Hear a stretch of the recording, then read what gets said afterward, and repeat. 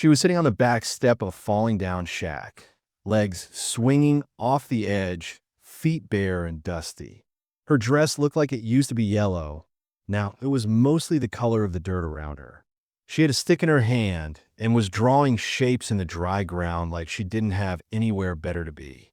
When a rancher rode up, she didn't flinch, didn't get up, didn't even stop drawing. She just looked up at him with wide eyes that were too steady for a girl her age and said, "Want to meet my mama?"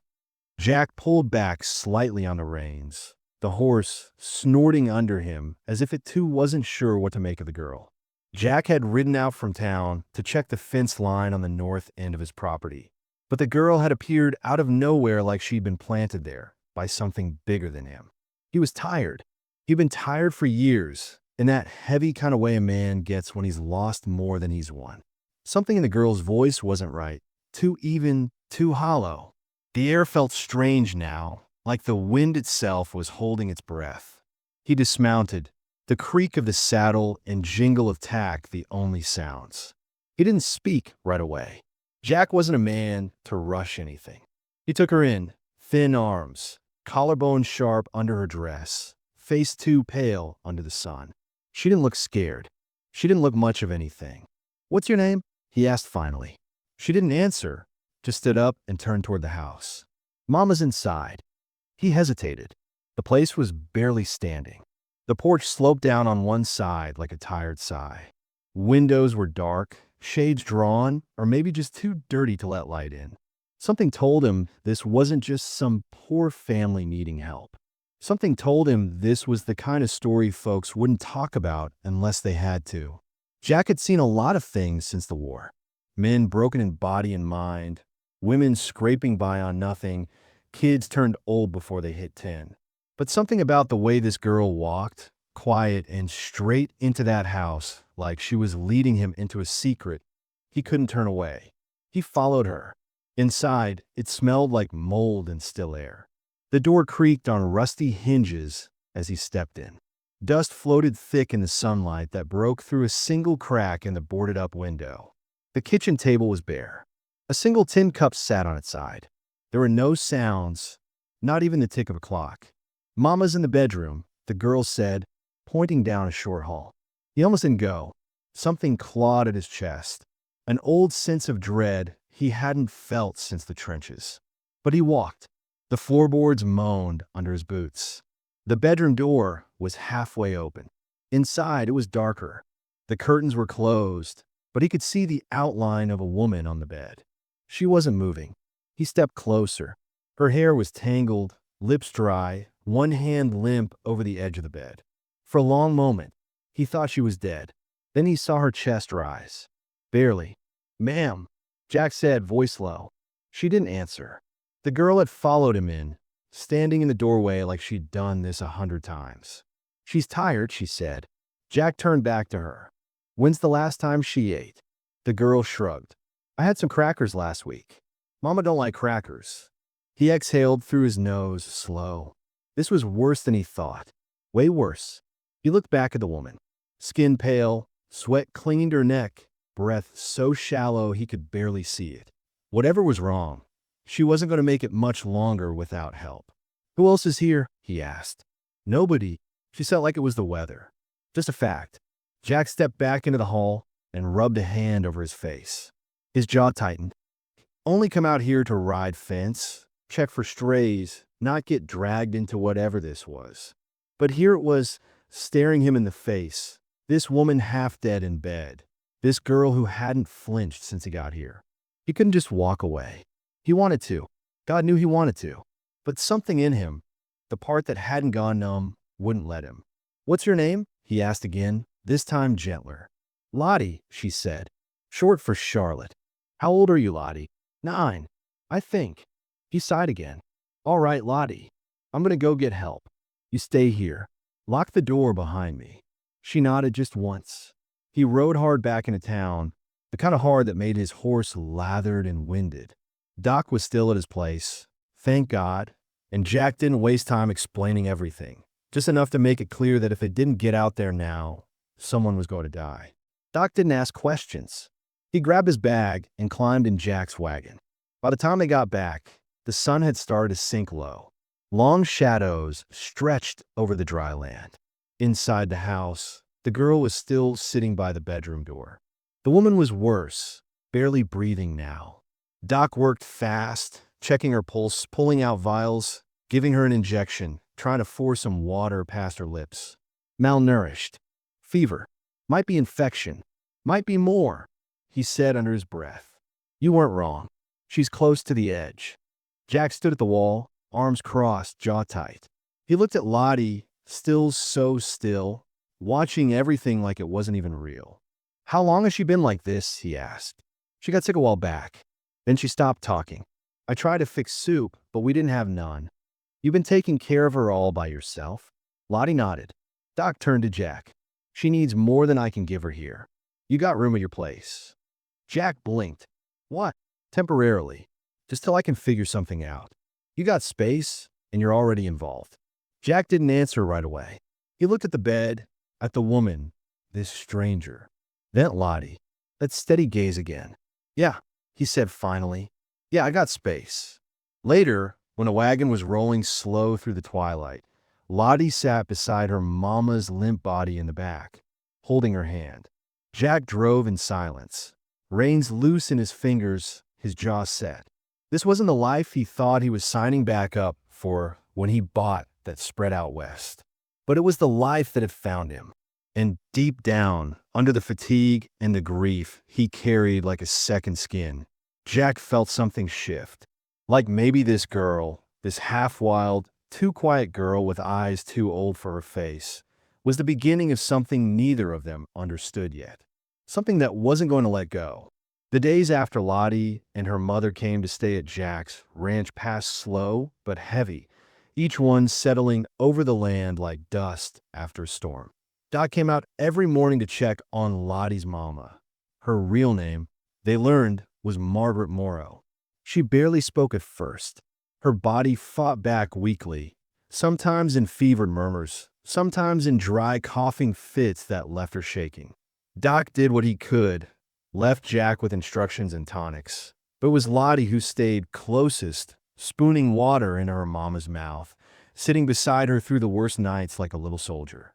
Jack didn't say much. That was his way. But he fixed up the guest room, made sure there was food on the table, and started leaving an extra plate every meal without asking if they'd eat. He didn't know what to do with a child, especially not one like Lottie. Too quiet, too careful, always watching. But he let her follow him around the ranch, taught her how to gather eggs, showed her how to check the pump, let her hold the reins when he took the wagon to town. She didn't smile, but she didn't flinch either. That was something. In town, people started to talk. Jack brought home a woman and a kid. One of the men said at the feed store. Looks half-starved, said another. Where's she from? Nobody had an answer. Margaret hadn't told anyone yet. Even when she was strong enough to sit up and speak again, she kept her story close. When Doc asked about family, she said they had none. When Jack asked if she wanted him to find someone, she said no. Then one afternoon, a woman showed up at Jack's place. Rode in on a fine gray mare, wearing a hat that looked more for show than sun. Her name was Maybeth Turner, owner of the Mercantile, widow of the former sheriff, and sharp as a whip. She came under the pretense of charity, brought a basket of preserves and some hand-sewn dresses for Lottie. But Jack knew Maybeth didn't ride out this far without a reason. She stepped down from her horse with that smile that didn't touch her eyes and greeted Jack like they were old friends. Heard you've taken in guests. Jack just nodded. And I heard one of them was a woman. Sick, is she? She's getting better. Well, I thought it'd be neighborly to stop by. Lottie, is it? She looked down at the girl with a smile too wide. Lottie clutched Jack's shirt, eyes narrow. Where's your mama from, sweetheart? She's resting, Jack said, stepping slightly in front of Lottie. Maybeth took her time looking around, eyes sharp. You always were the quiet sort, Jack. Didn't figure you the type to start collecting strays. I ain't collecting nothing. They needed help. That's all. She tipped her hat back. Well, just be careful. Stranger folks bring stranger trouble. As she rode off, Jack felt Lottie's small hand tighten in his. He didn't say anything, but inside, Something started to churn. Maybeth didn't ask questions without reason. And if she was sniffing around, it meant someone else had sent her. That same week, another person came asking. This time it was someone Jack hadn't seen in nearly a year. Eli Brooks, his ranch hand from a while back, now working odd jobs up north. He rode in late, said he'd been passing through, but Jack didn't buy it. Eli was the kind of man who always had a scheme. He looked at Margaret with too much interest, and at Lottie was something Jack didn't like at all. She yours? Eli asked, casual. No, Jack said, keeping his voice even. Eli looked around. Funny thing, I passed through a place east of here, little mining town. Thought I recognized the woman. Sure looked like her, anyway. Folkster said she ran off a few months back. Disappeared overnight. Took the kid, too. Jack didn't answer. Eli leaned on the fence. You sure you know who she is, Jack? That night, Jack found Margaret sitting on the porch, wrapped in a blanket, her face pale, but steady in the moonlight. You knew Eli was coming? He asked. She shook her head. No, but I knew someone would. Why? She hesitated, then looked at him with those tired eyes that still held more fire than he expected. Because I left. Because I didn't ask. Because I took my daughter and ran without looking back. Jack waited. My husband died in a mine shaft 2 winters ago. After that, things got worse. The foreman started showing up at our door. Said he was being kind. Said a woman alone needed someone to look after her. But he wasn't kind, Jack. He was the kind that smiles while he breaks you. Jack's jaw clenched. I waited too long to run. I was scared. And when I did, I took nothing. Just Lottie. I thought we could disappear. But I guess the world doesn't let women like me just vanish. He sat beside her, quiet. I ain't a skin for pity, Margaret said. I know what kind of mess I bring. If you want us gone, I'll find a way. Jack looked out at the hills, dark against the horizon. You don't run anymore. Not for me. But even as he said it, he knew someone would come looking. And whoever they were, they wouldn't be as polite as Maybeth or Eli. The next day, Lottie started asking questions. She wanted to know if they'd stay, if her mama was safe now, if Jack had ever shot a bad man. He told her yes to the first 2 and didn't answer the third. A week passed before the next ripple hit. Jack got word from a writer. Someone had been asking about a woman and child fitting Margaret and Lottie's description out in Silver Hollow. Said a man had come through looking hard. Didn't give his name. Just said he wanted what was his. Margaret turned pale when Jack told her. It's him, she said. The foreman. I knew he'd come. What does he want? Control. What he always wanted. Jack knew then it was only a matter of time before trouble came riding down his road. And as he looked out across the fields where Lottie was chasing chickens, the sun warm on her back, he felt something twist deep in his gut. It wasn't just about helping them anymore. It wasn't about duty or charity. Something inside him, something he hadn't felt in a long, long time, had begun to root itself in their presence. And that meant he'd fight like hell to keep them safe. Even if it meant digging up pieces of himself he'd long buried. Even if it meant facing down every ghost they brought with them. The first sign was a hoof print. Deep, too sharp in the soft dirt near the lower pasture. Fresh, not from Jack's horse, not from the supply wagon, and not from Doc's bay gelding either.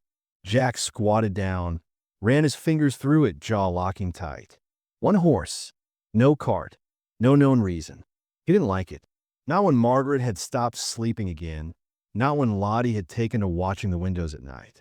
Not when he caught her hiding behind the barn the morning before, whispering to herself like she was memorizing something in case she had to run again.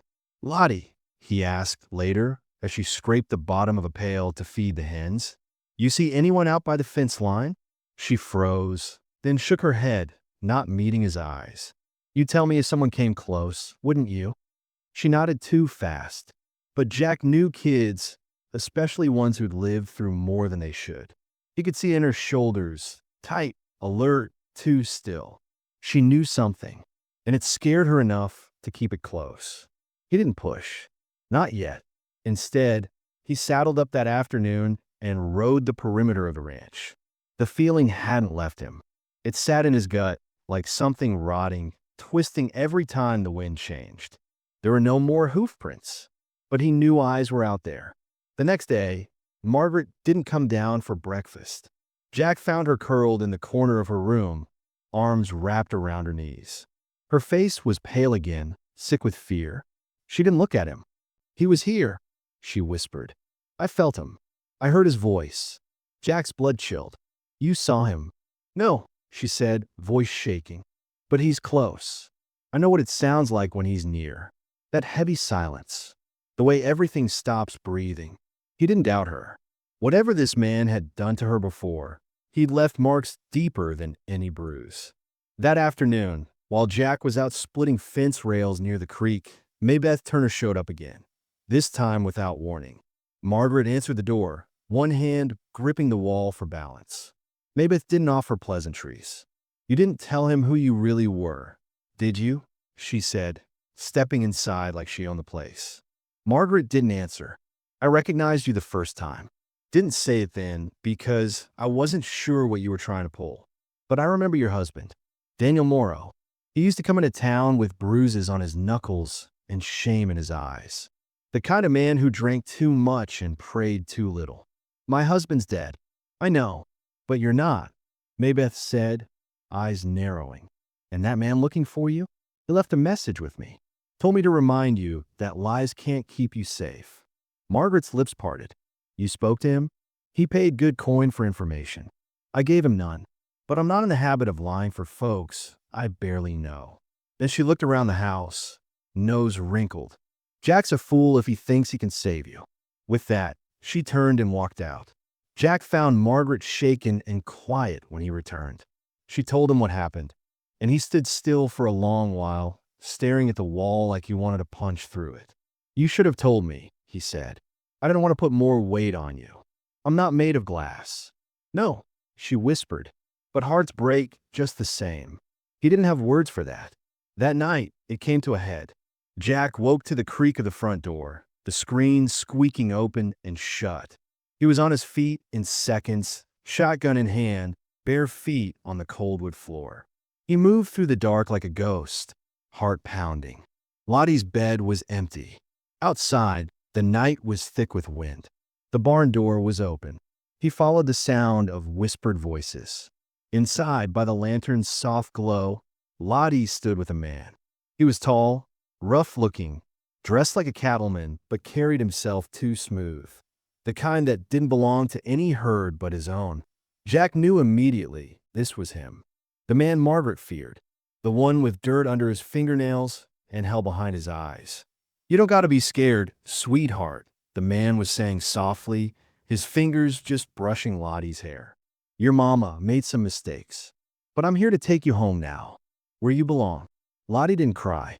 She didn't move. She looked frozen. Jack stepped into the light, barrel raised. "Step away." The man turned slowly, a smile pulling at his lips. "You must be Jack.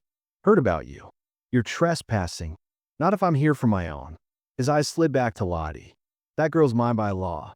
You know, father," Jack said, "and she ain't going with you. She don't get a say in that. And neither do you." Jack cocked the shotgun. "You sure you want to do that?" the man asked, tone darkening. "Because if you pull that trigger, it won't stop with just me. There are men who owe me favors. There's law out east that's still got my name in good standing. You shoot me, and you'll burn with a mess. I'll take that risk." Lottie blinked then, the first sign of life. She stepped away from the man and ran to Jack, hiding behind his leg. Jack felt her fingers curl tight into his jeans. The man's face changed. Not fear, disgust. Like he'd lost a game he thought was fixed. "She's nothing but a mouthy, useless child. You think she'll be grateful to you? You think the mother will." He spit on the barn floor. "You'll see what happens when you let broken women in your house." Then he turned and walked out, slow and calm, like he hadn't just threatened their lives. Jack held Lottie close for a long time after that. She didn't speak, just pressed her forehead against his leg and held on. The next day brought the twist Jack hadn't seen coming. Sheriff Harlan showed up. He wasn't a man Jack dealt with often, half blind in one eye, slow-moving but not dumb. He rode in with a warrant and a paper stamped by some judge from Far East. Said Margaret had been accused of kidnapping. Said the girl belonged to a man named Malcolm Vey, guardian by last will, according to the words. He ain't her kin, Jack said, voice low. He's her captor. Sheriff Harlan looked tired. Ain't for me to judge. I got the paper. She'll die if you take her back. She might die if I don't. Margaret came out on the porch then, her body trembling but upright. I'll go, but you don't take her. Please. Jack stepped forward. You leave her here. Let me fight this. But the sheriff shook his head. I got 2 days before that man shows up to collect. And if I don't hand her over, I lose my badge. That night, Jack and Margaret sat on the back porch while Lottie slept inside. I can't let him have her, Margaret said, voice raw. I won't let him. Then we run. No, Jack said. We fight. Jack. He looked at her then, eyes dark, steady. I fought worse things than this, and I've lost more than I can count. But I ain't losing you. Not now.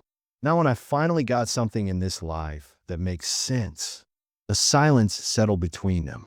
Wind in the trees, stars watching like witnesses. Margaret reached for his hand. It was the first time she touched him without fear. And somewhere, beyond the dark hills, a reckoning waited. The next morning, the ranch felt different, tense, like the land itself had drawn in a breath and didn't know when it would exhale. Jack didn't sleep. He'd sat up in the old rocking chair outside Lottie's room, shotgun across his lap, eyes on the front door. Margaret had finally passed out from exhaustion sometime after midnight. The house was silent, too silent, and every creak of wood or stir of wind sounded like footsteps that weren't supposed to be there. By dawn, he'd made a decision. Sheriff Harlan had given them 2 days. That meant one was already gone.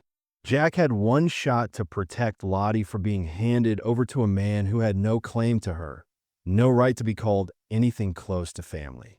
He needed something stronger than instinct. He needed proof. So he hitched the wagon before breakfast, tied up his saddlebags, and told Margaret and Lottie he had to go to town. I'll be back by sundown, he said, kneeling to Lottie's level. Don't answer the door. Don't talk to anybody. You let no one in but me. Lottie gave a tight nod. Margaret just looked at him with tired, worn eyes that held more than trust. Something deeper now. Something like fear mixed with faith. In town, Jack didn't go straight to the sheriff. Instead, he stopped at Maybeth Turner's mercantile. She was stacking canned goods behind the counter when she saw him, lips already drawn tight. I figured you'd be by, she said. You know you've got the whole town talking? Some think you're a hero. Some think you're a damn fool. I don't care what they think, Jack said flatly. I need names. You said the man looking for Margaret left a message with you. I want to know what else he said. I want to know where he came from. Maybeth hesitated, like she was weighing something heavier than just a favor. Why should I help her? She lied to you. She didn't lie, Jack said. She protected her daughter. You'd done the same. Maybe, Maybeth muttered, but I ain't sure it would have cost as much. Still, she gave him what he needed. A name, Malcolm Vey, in a town, Cragmore, near the southern ridge. A mining camp grown wild and lawless, where men disappeared and no one asked questions. Malcolm had worked there as a foreman for 6 years, built up a reputation as someone with deep pockets and darker connections. The kind of man who could pay off a judge to sign a guardianship, no matter how twisted it was. Jack left town with fury in his blood. This wasn't just a mistake. It was a setup. Back at the ranch, Margaret sat on the edge of her bed with a letter in her lap. She hadn't opened it yet. She knew who it was from. She recognized the handwriting. Malcolm's. The sheriff had dropped it off that morning with no note, just a folded envelope, like he didn't want to be part of it but didn't have a choice. Lottie had watched from the hallway, small and silent. Margaret stared at the paper for hours before opening it. Inside were only 5 words, one more night. Or else. She burned the letter before Jack came home. When he did, he looked different. Worn, angry, and quiet in that way that meant something had shifted. He's bought the law, Jack said as he walked in. Paid off a judge to make that guardianship legal on paper. It won't hold if we can prove abuse, but we need someone from Cragmore to testify. And that place? No one talks, and no one survives long enough to do it. Margaret's face paled. So he gets her. No, Jack said. Not if we fight, but it's going to get ugly. That night, Margaret broke down. Not from weakness, but from the weight of it all finally pressing too hard. She cried at the kitchen table, her head in her hands. Jack sat with her, holding her hand, but not saying anything. Sometimes words only make things worse. I don't want her to hate me, she whispered. I don't want her to grow up thinking I couldn't protect her. She won't, Jack said, because you did. You ran. You kept her alive. You made sure she never forgot how to be brave. She's not a child anymore, Jack. Not really. She's too quiet. Too smart. She knows more than she should. He nodded. So did I. So did you. We all get dragged into adulthood too early when people fail us. In the morning, the house was cold. The sky was gray, clouds low and restless.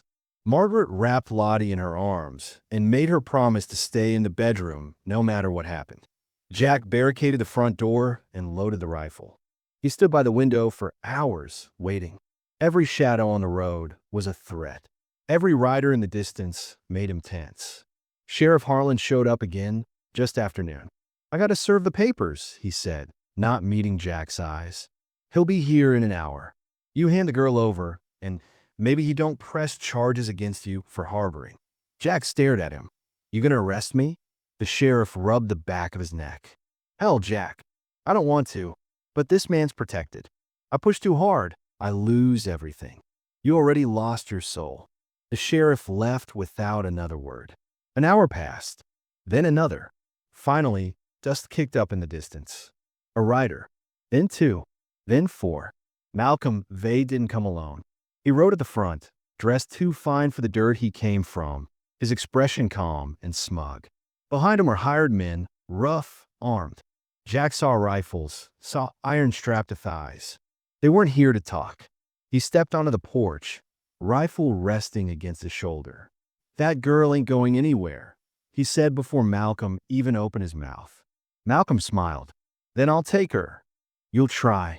The standoff was tense. Words turned to shouts. Margaret appeared at the door, pale but furious. She walked barefoot through the dirt, stood beside Jack, and shouted Malcolm's sins into the wind for all to hear. How he came to their house drunk, how he beat her when she wouldn't smile, how Lottie once locked herself in the pantry to hide from him.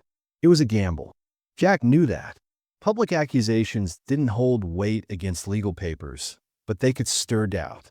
They could plant fear. And then, from the trees, someone unexpected stepped forward. Eli Brooks. He'd been watching the whole time from a distance, lingering on the road. Jack hadn't seen him in days, thought he was long gone. But here he was now, shouting across the pasture. I worked for Malcolm. Eli hollered. I seen what he did. I seen him hit that girl's mother. I seen him drag the girl by the arm so hard she bled. Everything stopped. Even Malcolm's men paused. You're lying. Malcolm spat. But Jack saw it. The ripple. The fear. One man backed his horse away. Another looked at Malcolm, uncertain. You want to come through me? Jack said. Then do it. But you'll die here. Malcolm stared him down. But whatever arrogance he walked in with it cracked. The power shifted, slow but certain. He knew now he couldn't take the girl by force without blood. And now there were witnesses. He turned his horse. This ain't over. Jack said nothing. He just watched the man ride off, the others trailing after him like cowards, unspooled. Afterward, Margaret collapsed. Her knees gave out, and she wept. Not out of fear this time, but out of sheer release. Jack carried her inside. Lottie crawled into her lap without saying a word, wrapping her thin arms around her mother like she'd never let go again. That night, Jack sat at the edge of the porch, shotgun beside him, eyes on the stars. Margaret joined him eventually, her head resting on his shoulder. Why'd Eli help us? She asked quietly. I don't know, Jack said. Maybe even a man like him has lines he won't cross. She nodded, breathing slow. Thank you for not giving up. I couldn't, Jack said. You and Lottie, you're the first thing that's felt like home in a long time.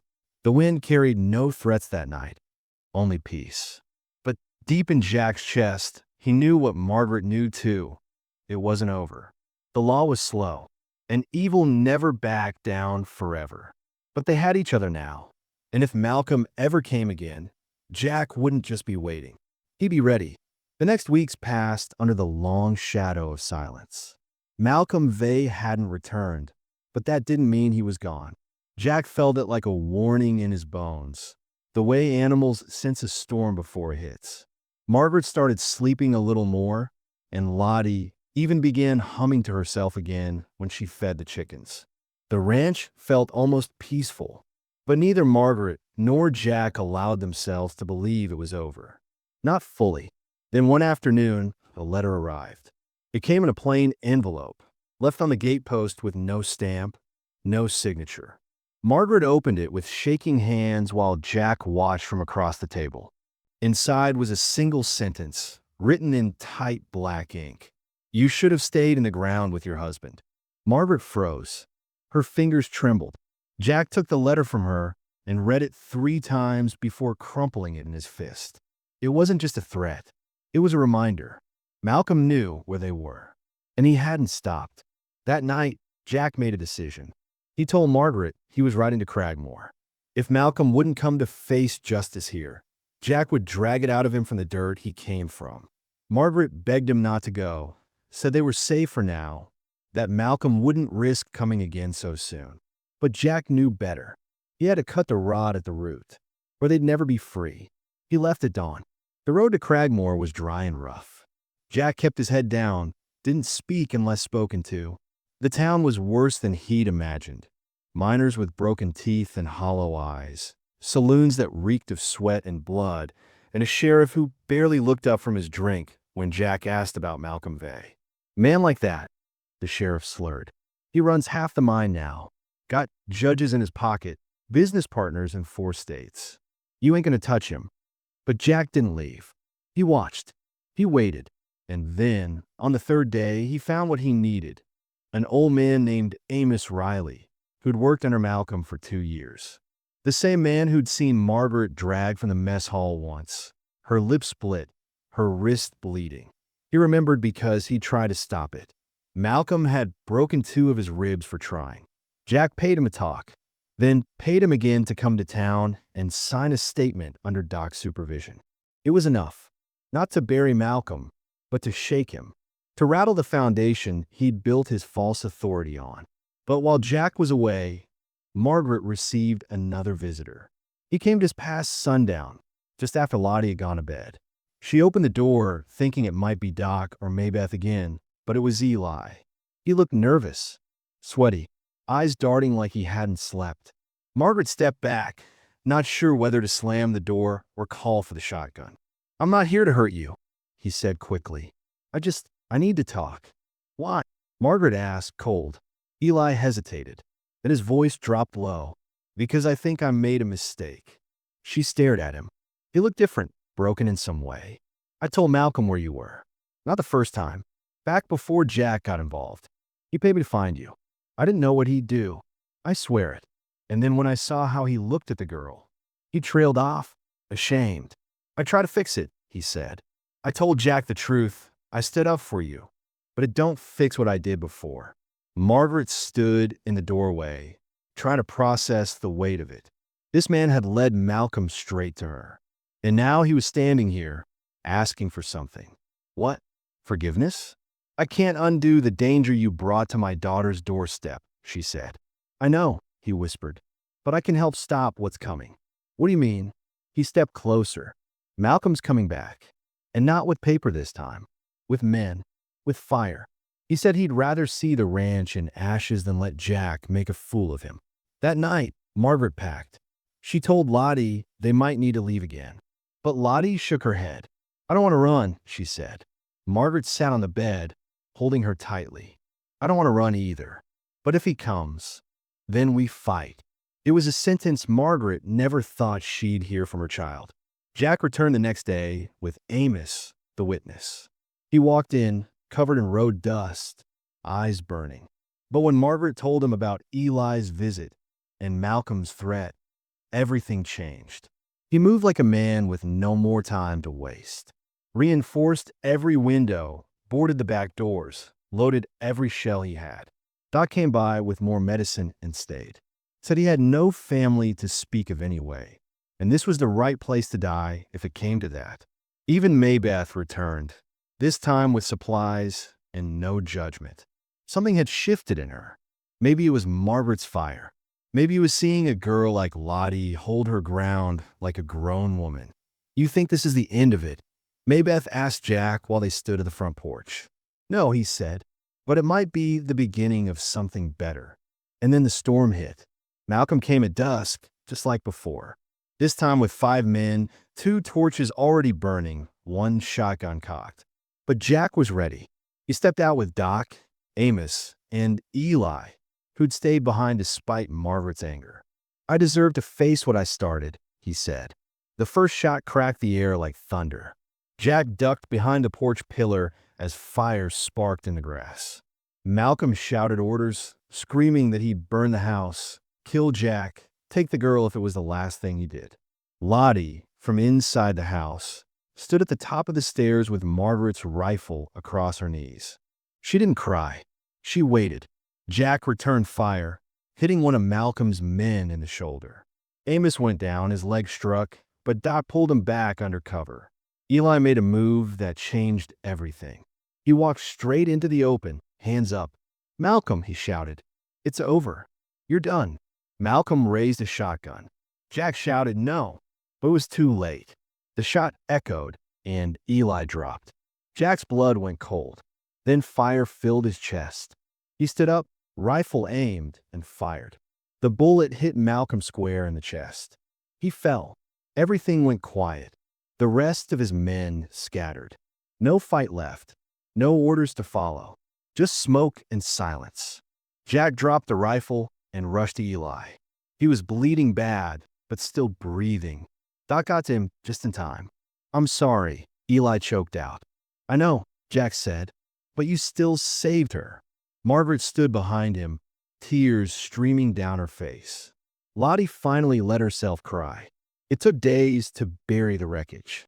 The law finally came, real law, from the next county over. Amos gave a statement. So did Document. The judge who signed Malcolm's fake guardianship was investigated. And Jack, he was left with scars, but also something more. In the weeks that followed, the ranch became quieter again. Margaret stayed. Lottie built a garden out back, with Jack teaching her how to keep rabbits from eating her carrots. Eli survived, though he walked with a cane after that. He asked Margaret's forgiveness once more, and this time she gave it, because letting go of hate was part of surviving too. One night, Margaret sat with Jack on the porch, the stars clear above them. "I kept too many secrets," she said softly, "but I never stopped loving her. I just didn't know if love was enough." "It was," Jack said. She looked at him. "You stayed. I would have stayed, even if you told me everything." She took his hand. "Then maybe now we start telling the truth." Jack nodded. All of it. Together. And for the first time in years, they didn't feel like they were waiting for something to go wrong. They just sat there, in the quiet, in the calm after the fire. Alive. Still holding on. Still healing. The first true peace came in the form of small sounds. The steady knock of Lottie's shoes across the porch as she watered her growing garden. The creak of the front gate Jack finally fixed. The low hum of Margaret singing under her breath while hanging clean linens in the sun. It didn't come all at once. It wasn't grand. It didn't look like the stories Margaret had read to Lottie when she was still too young to understand pain. But it was real, and it was theirs. Weeks passed, and no more letters came. No more riders on the road. Malcolm was dead, and with him, the threat that had haunted them from town to town. But it wasn't his death that freed them. It was the way they'd chosen to live after. That was the truth Jack kept returning to in the quiet mornings when the world seemed soft again. Eli stayed on the ranch a while. Not because he had nowhere else to go, though maybe that was part of it, but because facing the people you failed sometimes felt like the only honest way forward. He helped Jack rebuild the barn doors that had been scorched by Malcolm's last attempt at revenge. He sat with Lottie one afternoon and apologized again, more softly this time, with no expectation. She forgave him. She didn't say much, just reached out and handed him a slice of bread she'd helped Margaret bake. That was her answer. Margaret healed slowly. Not just her body, which had grown stronger since she started eating again, but the invisible wounds, the ones Jack never asked about unless she was ready. She still woke up sometimes in the middle of the night, flinching at sounds that weren't there. But now, when she reached across the bed, she found Jack's hand. He never asked her to be anything more than she was, and that gave her the strength to be more anyway. One evening, as the sun dipped low behind the hills and bathed everything in a golden hush, Margaret stood by the fence and watched Lottie chase butterflies. Her hair had grown past her shoulders now. She laughed without looking over her shoulder. That laughter, light, honest, startled something loose in Margaret's chest. She turned to Jack. She doesn't look over her shoulder anymore. He nodded, watching too. Neither do you. Margaret looked down at her hands. You think we deserve this? He turned to her slowly. Doesn't matter. It's ours now. That night, Jack found her sitting in the darkened kitchen, the lamp low, her journal open in front of her. She was writing, something she hadn't done since before the mines, before the running. She looked up at him with a smile that didn't need words. He didn't ask what she was writing, but he knew. She was stitching pieces of herself back together, line by line. Thought came by less frequently now. Margaret no longer needed medicine, just checkups. And with time, even those visits became less about treatment and more about company. Sometimes he and Jack would sit on the porch and talk about the war. Not the battles, but the days after, the silence, the guilt, the men they couldn't save. Doc said Margaret reminded him of those men, the ones who came back changed but still whole, somehow, still willing to build something new from the ashes. Maybe it sent pies, never staying long. But one day, she'd had stopped to say something simple. I was wrong. Then she handed Margaret a small sewing kit with her initials carved into the lid and left without waiting for thanks. Even the sheriff came around. Harlan brought an apology, awkward and half-formed. Didn't know how deep it went, he said, looking anywhere but their faces. Didn't know he was a monster in his suit. Jack nodded, but didn't say much. Margaret offered him coffee anyway. The ranch thrived that season. The garden stretched wider. The hens laid more eggs. Jack fixed the barn roof. Margaret painted the window shutters a soft shade of green. Lottie made a scarecrow from Jack's old shirts and named it Deputy Tomato. They lived, not loudly, not in defiance, but in steadiness. Then one Sunday morning, Margaret found something under Lottie's pillow, a drawing. It showed a house, this one with smoke curling from the chimney, a garden, a swing, and 3 figures. One tall, one with long dark hair, and one small with pigtails and a dog beside her, even though they didn't own a dog. Margaret sat on the bed and stared at it. For the first time in years, she didn't feel afraid of what might come tomorrow. She felt ready for it. Later that day, they buried the letter from Malcolm in a fire pit and let the ashes blow out over the fields. One day, Margaret asked Jack, "Why did you stay that first day, when I couldn't even speak, when I was more ghost than woman?" Jack didn't answer right away. He just looked at her with those tired, steady eyes. "Because I saw someone who wasn't done yet," he said. "And I ain't never left a fight unfinished." They married quietly in the fall. No dresses, no music, just the 3 of them, Jack, Margaret, and Lottie, standing under the elm tree with Doc saying a few words that sounded more like a promise than a prayer. Eli stood a ways off, leaning on his cane. Maybeth brought cornbread. It wasn't perfect. The world outside still held danger. Men like Malcolm still existed. But here at this little ranch with its crooked fence and clean porch and growing garden, they'd carved out a kind of justice the law couldn't offer. Years later, Lottie would write it all down. She'd become a teacher, then a writer. She'd publish under a different name. never quite comfortable putting her story out there without some distance. But she'd tell it the way it was, raw, hard, and full of small mercies. She'd write about her mother's hands and Jack's silence, and the way kindness can feel like a second kind of war. She'd end it with a single line her mama once whispered to her before sleep. Some men break you, some build you back.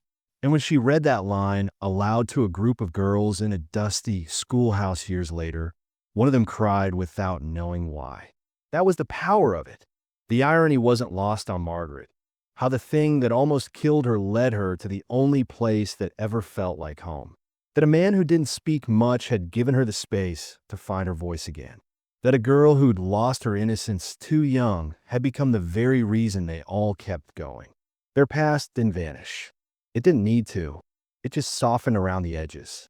And when Jack sat out on the porch in the early morning light, coffee in one hand, Margaret leaning into him, and Lottie chasing birds with a laugh that cracked through the silence, they didn't say much.